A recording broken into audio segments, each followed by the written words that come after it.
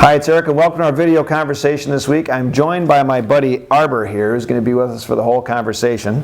This week in Minnesota, I had the chance to meet with our Air Force Academy representatives who were in town meeting with some prospective students and parents. If anyone is interested in applying for the service academies, Army, Navy, Air Force, Coast Guard, etc., do not hesitate to reach out to my office to get more information. We're in that time of year, and we nominate some of our best and brightest to go to our nation's service academies. Now we're going to get into the question zone. The first actually comes in from Lynn in Bloomington, and Lynn sent in an email.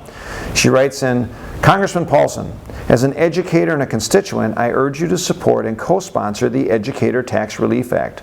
I reach into my own pocket to purchase essential supplies and instructional materials for my students because I want to make sure they have what they need to succeed.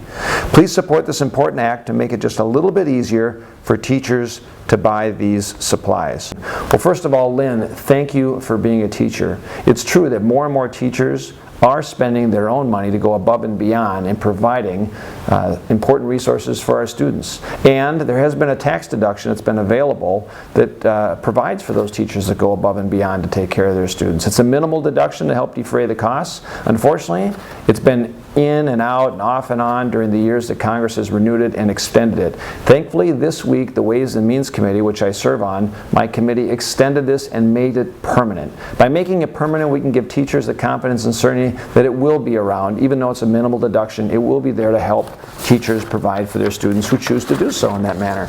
Next up is an email from Kristen in Chaska. And Kristen writes in, Dear Representative Paulsen, all 50 states now have felony penalties for malicious cruelty, and there are federal statutes on animal fighting and crush videos.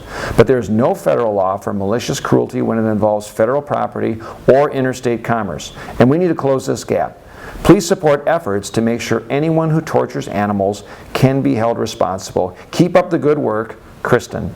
Actually, thanks for letting me know of your support for this issue. Today, millions and millions of Americans obviously have a pet that they use to keep as a part of their family now, as a part of their family, important part of the member of the family. And unfortunately, every year, thousands of animals are tortured with animal cruelty, and it's a terrible situation. And some states have actually done a good job of having laws to protect these pets and these animals.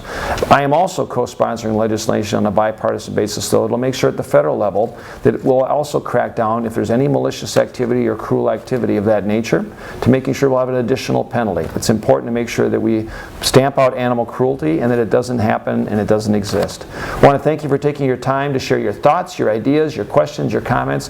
Continue to reach out on Facebook, on Twitter, or of course now on Instagram. You can always get me at www.paulsen.gov. Have a great week.